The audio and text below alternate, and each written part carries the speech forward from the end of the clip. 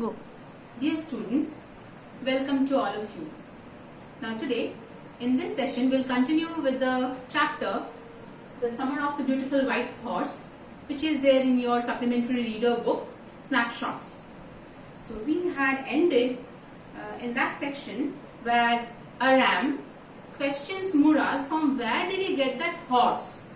If he had not stolen it, then it was not possible that he could have bought it, because all the members of the family right at that moment were suffering from poverty. They were poverty stricken. Okay, so what was the response that Murad gives? He says, if leap out of the window, he said, if you want to ride, so if you must not be worried about where the horse came from. If you want a ride, then you must join me. It was true then. He had stolen the horse. There was no question about it. He had come to invite me to ride or not as I chose. Okay, so it was confirmed then that Murad had actually stolen the horse from someone. Well, it seemed to me stealing a horse for a ride was not the same thing as stealing something else, such as money. For all I knew, maybe it wasn't stealing at all. If you were crazy about horses, the way my cousin Murad and I were, it wasn't stealing. It couldn't become stealing until we offered to sell the horse, which of course I knew we would never do.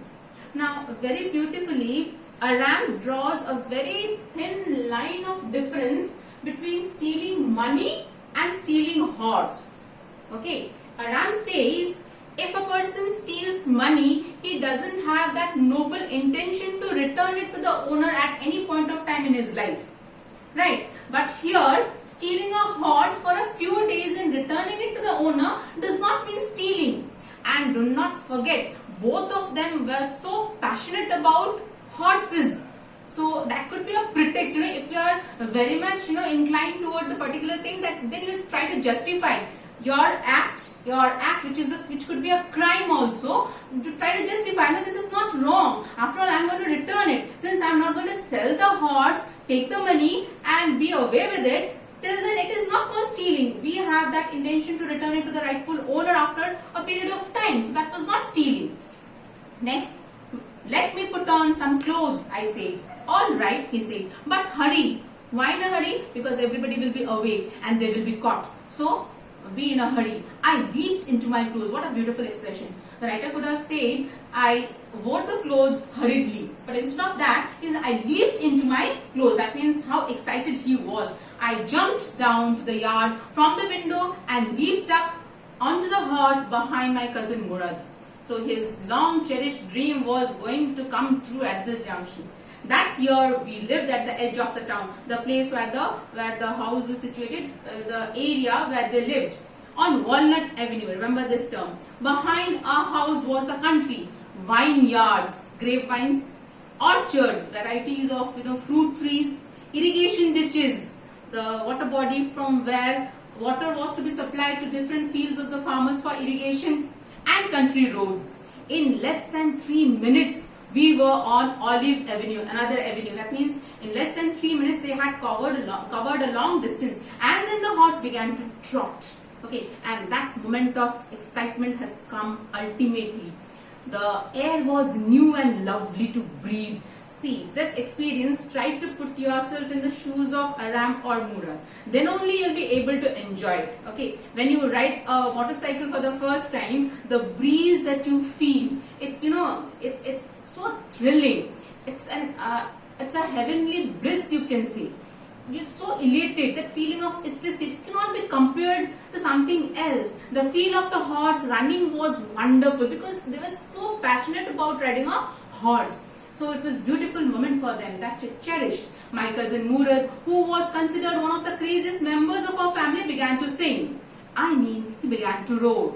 I don't think anything is wrong that somebody sings a song when somebody is very happy. Even we also murmur a tune at times, isn't it? And that is nothing crazy about it. But yes, he began to roar. He sang it so loudly that it could be compared to roaring sound. And that was something, maybe beyond a limit, beyond that limit. Every family has a crazy streak in it somewhere. Do you believe? I suppose yes. No? And my cousin Murad was considered the natural in our tribe. That means there was one more person who had something unusual in his characteristic trait. Who was he? We'll come to know, and it's very interesting and very funny also. Before him was our Uncle Khosrow. Please underline this name, Uncle Khosrow. He also had a crazy streak in his character. Let us see. And my cousin Murad was considered the natural descendant of the crazy streak in our tribe. Before him was our Uncle Khosrow. And look at the description of Uncle Khosrow, physical description. An enormous man with a powerful head of black hair and the largest mustache in the Sanjapin Valley. Okay, a man so furious in temper, so irritable, so impatient that he stopped anyone from talking by roaring. It is no harm, pay no attention to it. So what were the unusual characteristic traits? He was furious in temper, he was ill-tempered, he was irritable, he got annoyed very easily, and he was impatient as well. Okay, beyond that limit. So these are the traits which were not there in most of the members of the family. They were quite normal. These are slightly away from the normal. I cannot call it abnormal though. Okay, and he had a patent, sentence. He would stop, he would silence anybody who was talking, and he would just say, it is no harm, pay no attention to it. Okay, that is what he said, to silence someone while talking. Now that was all, no matter what anybody happened to be talking about. Once, now this is a particular incident which is very interesting. Once it was his own son Arak. What is the name of Khosrow's son? Arak. Okay, if you are asked to write about this incident, then you'll have to mention these names. So do underline while reading. Arak running, his own son Arak running 8 blocks to the barber's shop where his father was having his mustache trimmed to tell him that their house was on fire. Can you imagine the gravity of the situation? That the son comes, Arak, he comes 8 blocks, covered that distance, and he informs his father that the house was on fire. Okay, it was being burned down. This man, Khosrow, sat up in the chair and roared, it is no harm, pay no attention to it. Understood? What a phrase at this particular junction which he used to respond. Understood? There was no harm, pay no attention to it. The barber was worried. What did he say? It is no, the barber said, but the boy says your house is on fire. So Khosrow wrote, enough, it is no harm, I say. That means this was his nature, which is really extraordinary and unusual. That is why he was also considered, to have a crazy streak in his character. Streak is actually the nature. My cousin Murad was considered the natural descendant of this man. Okay, because he was also a little bit different from the rest of the members of the family. Who? Murad. Although Murad's father was Zorab, who was practical and nothing else. Zorab, Murad's father, was very practical and rational person. Okay, far away from the characteristic traits of his son Murad. Now, a man could be the father of his son's flesh. That's how it was in our tribe. A man could be the father of his son's flesh, but that did not mean that he was also the father of his spirit. This line is very significant and very beautiful. It is possible that a man owns his son in terms of biology. Okay, but it is not possible for a father to control or to exercise any control on his spirit. A son may resemble his father in terms of physical appearance, but the way a son would live a life may not match the way his father lived. They might have a different kind of a life altogether. Murad was a boy who lived a carefree life. He chased his own dreams. He dwelled in his dreams. Okay, and his spirit could not be tamed. Nobody could control his spirits. Okay, he had different kind of passions and he would fulfill it at any cost. Whereas, just on the other hand, his father was a very rational, logical and practical man. Understood? So that's what the sentence means. The distribution of the various kinds of spirit of our tribe had been from beginning capricious and vagrant. Capricious means changing suddenly, changing quickly, ever changing, and vagrant, wanderer. Okay, why the writer says so? Because the members of the family in this tribe, they were unsettled. They were wandering always. Okay, that is why capricious and wagon. We rode and my cousin Murad sang. For all anybody knew, we were still in the old country where, at least according to some of our neighbors, we belonged. We let the horse run as long as it felt like running. That means they did not try to control the horse, and they let the horse run on its free will. At last, my cousin Murad said, "Get down. I want to ride alone." Okay, enough of benevolence and sympathy that he had shown. Now I want to ride all alone. Will you let me ride alone? I say, like such an innocent question. I also want to ride alone. Please, just once, will you please? That is up to the horse, my cousin said. Get down. Okay. Murad does not, on his face deny that you cannot ride the horse alone because it will be too dangerous for you. It's a question of safety. He did not say that. He said, if the horse allows, then I don't have any problem. The horse will let me ride, I say. Okay, just the younger brother wants to follow the footsteps of the elder brother, and they also have that desire that as my brother can do it, if they can do it, why can't I? Okay, so he said, if the horse will allow me, we shall see. He said, don't forget that I have a way with a horse. Okay, this line is very important again. I have a way with a horse. Later on you will find this particular term will be replaced by a bird, then another animal. So he had a way to control the horse or any animal or a bird.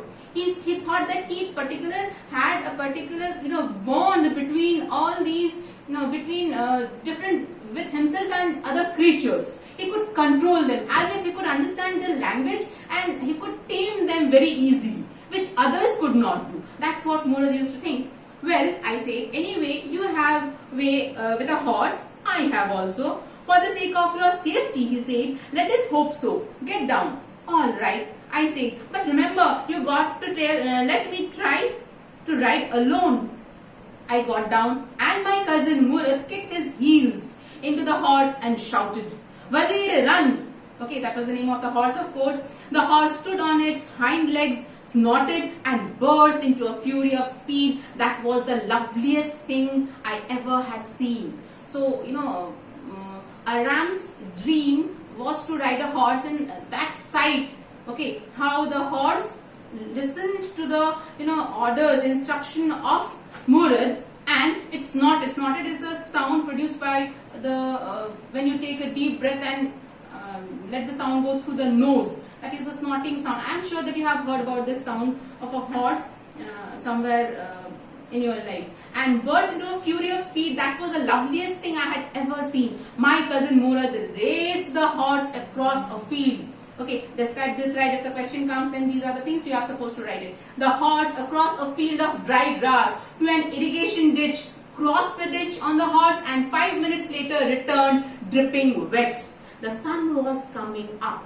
Now it's my turn to ride, I said. My cousin Murad got off the horse immediately. He did not pose any more questions, okay, or he did not say anything, a single word. He got down immediately. Ride, he said. Fulfill your dream, okay, fulfill it. I leaped to the back of the horse and for a moment knew the most awful fear imaginable. The horse did not move. As if think that you are learning how to ride a bicycle, your father always supports you, and at that junction, your father says, go, come on, you can do it on your own now. I'm not going to support you anymore, it's up to you. Then some kind of fear will grip you in such a way which is unimaginable. And on the other hand, you are passionate about riding a bicycle as well. So you can't leave the temptation to ride. Okay, so that kind of a situation comes here. Kick into his muscles, my cousin Murad said. What are you waiting for? We have got to take him back before everybody in the world is up and about. That means otherwise, thievery will be caught. I kicked into the muscles of the horse. Once again, it reared and snorted. Then it began to run. I did not know what to do. Instead of running across the field to the irrigation ditch, the horse ran down the road to the vineyard of Dikran Halabian, where it began to leap over vines. Now, the horse, unlike the previous ride, the horse actually went inside the field of a farmer whose name was Dikran Halabian, and then it started leaping over the vines. The horse leapt over 7 vines before I fell, and finally he fell off the horse. Okay, then it continued running. and the horse went away running. My cousin Murad came running down the road. I'm not worried about you, he shouted. We got to get that horse. You go this way and I'll go this way. If you come upon him, be kindly. I'll be near. I'm not worried about whether you have got hurt or not. I'm worried about the horse. Okay, because remember he had that responsibility. I have taken it from someone and I am bound to return it. After all, his veins had the same blood of that particular Garoglanian tribe, which was famous for its honesty and loyalty. So he had that at the back of his mind that he will have to return it to its rightful owner after a few days. So he said that I'm going this way and find out the horse. And remember, he was so kind and considerate as well that he said that if you come across that horse, treat him very kindly. It is very precious. So treat him kindly. Let us complete up to this. We'll continue in the next class. Thank you so much, dear.